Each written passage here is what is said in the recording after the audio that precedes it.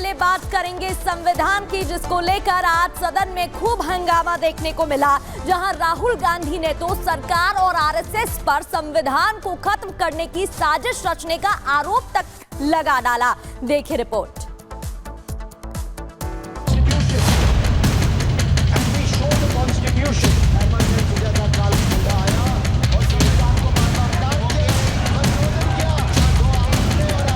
संसद में संविधान पर चर्चा के दौरान जोरदार बहस हुई। लोकसभा में संविधान पर चर्चा के दूसरे दिन जमकर बवाल हुआ। राहुल गांधी ने अपने भाषण के दौरान मोदी सरकार पर गंभीर आरोप लगाए। राहुल गांधी ने आरोप लगाया कि बीजेपी और आरएसएस संविधान को नहीं मानती है। भारत के संविधान के बारे में सबसे बुरी बात तो यह है कि इसमें कुछ भी भारतीय नहीं है। भारत के संविधान के बारे में सबसे बुरी बात तो यह है कि इसमें कुछ भी भारतीय नहीं है। यह आपके नेता ने कहा था, जिसकी आप पूजा करते हैं। जैसे हिंदुस्तान पहले चलाया जाता था,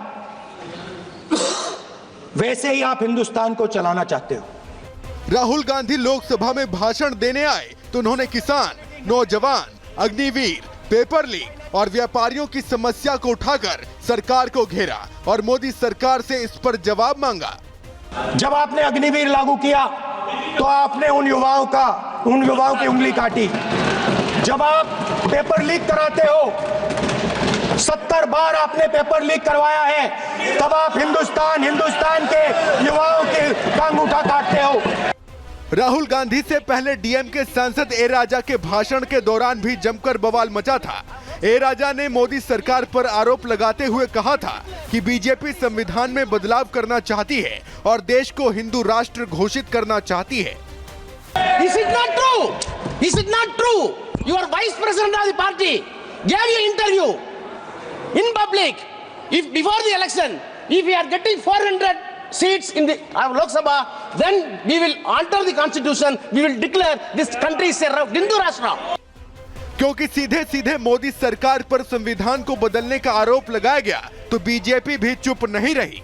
बीजेपी की तरफ से अनुराग ठाकुर ने मोर्चा संभाला और विपक्ष के एक एक आरोपों का जवाब दिया। अनुराग ठाकुर ने लोकसभा में विपक्ष के आरोपों का जवाब देते हुए दो टूक कह दिया कि संविधान को तो कांग्रेस ने इमरजेंसी के समय खत्म किया था। सर, ये अंगूठा काटने की बात करते हैं। इनके राज में सिखों के गले काटे गए, सिखों के पर कत्लेआम किया गया। सिखों के बाद दंगे सबसे ज्यादा हुए तो कांग्रेस के समय हुए। और आपको देश से माफी मांगनी है। अगर आज भी नहीं मांगेंगे तो संविधान जितना मर्जी जेब में डालिए। आप संविधान को जेब में लेकर घूमते सर। इन्होंने संविधान को तार-तार करने का काम किया है। लोकसभा में जमकर गहमा गहमी हुई। अब सबको प्रधानमंत्री नरेंद्र मोदी के भाषण का इंतजार है। देखना होगा कि पीएम मोदी विपक्ष के आरोपों को कैसे काउंटर करते हैं। Bureau report, Republic Bharat. विपक्ष के कई नेता संविधान की प्रति अपनी जेब में रखकर घूमते हैं। असल में उन्होंने बचपन से ही यही सीखा है। मुसलमानों को दूसरे दर्जे का नागरिक बनाने का प्रयास चल रहा है।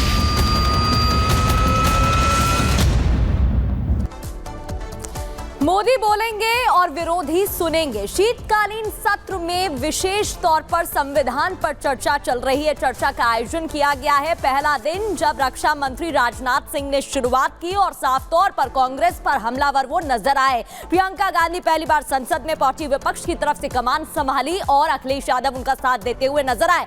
बहस चल रही है, लेकिन प्रधानमंत्री नरेंद्र मोदी जवाब देंगे। देखिए।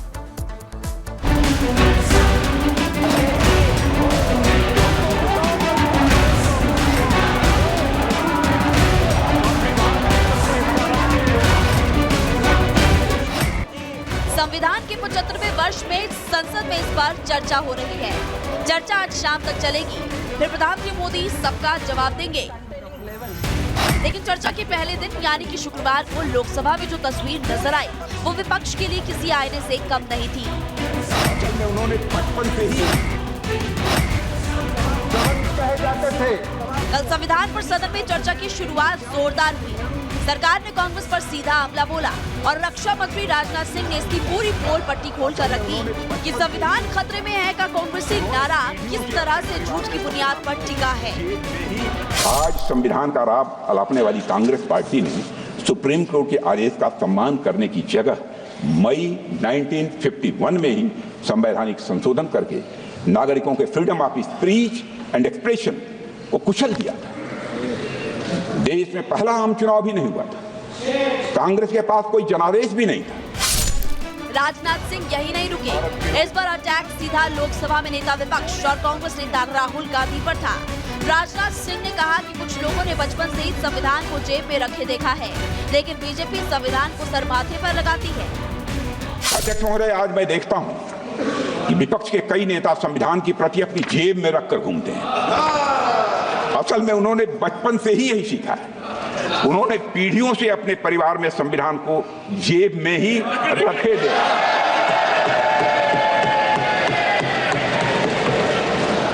लेकिन अध्यक्ष महोदय, भारतीय जनता पार्टी संविधान को सिर माथे पर लगाती है। सरकार राहुल गांधी पर हमलावर थी तो बचाव में प्रियंका ने मोर्चा संभाला। प्रियंका वाड्रा ने अपने भाषण के जरिए बता दिया कि उनका रुख सिलेक्टिव ही रहने वाला है। हालांकि कांग्रेस को अखिलेश का भी साथ मिला तो विरोधियों को आईना जेडीयू सांसद ललन सिंह ने दिखाया। सत्ता पक्ष के साथी आज खड़े हुए और तमाम गिनती करने लग गए कि ऐसा हुआ वैसा हुआ, 1975 में जो हुआ, तो सीख लीजिए ना, आप भी सीख लीजिए। आप भी अपनी गलतियों के लिए माफी मांग लीजिए। देश के 20 करोड़ से ज्यादा अल्पसंख्यकों के, विशेषकर मुसलमानों को दूसरे दर्जे का नागरिक बना देने का प्रयास चल रहा है। उन पर हो रहे अत्याचार प्रतिदिन बढ़ते जा रहे हैं। उनकी संपत्ति को लूटा जा रहा है, हत्याएं की जा रही हैं, घर तोड़े जा रहे हैं, उनके पूजा स्थलों पर कब्जा प्रशासन की मदद से किए जा रहे हैं। संविधान से उनको कोई मतलब नहीं है, उनको कोई संविधान से लेना देना नहीं है। सोना का चम्मच लेके हम लोग पैदा हुए हैं इस देश में शासन करने के लिए। देश की जनता ने कहा कि आप विपक्ष में बैठने के लायक हो, वहीं बैठते रहो। और इसी बीच कई विपक्षी सांसद अपने अपने एजेंडे के तहत सरकार पर सवाल उठाते रहे। लोकसभा में सियासी पावर शो आज भी जारी रहेगा, जिसका जवाब अंत में प्रधानमंत्री मोदी देंगे। संविधान की दुहाई देने वालों को सच से सामना करवाएंगे। Bureau report, Republic Bharat.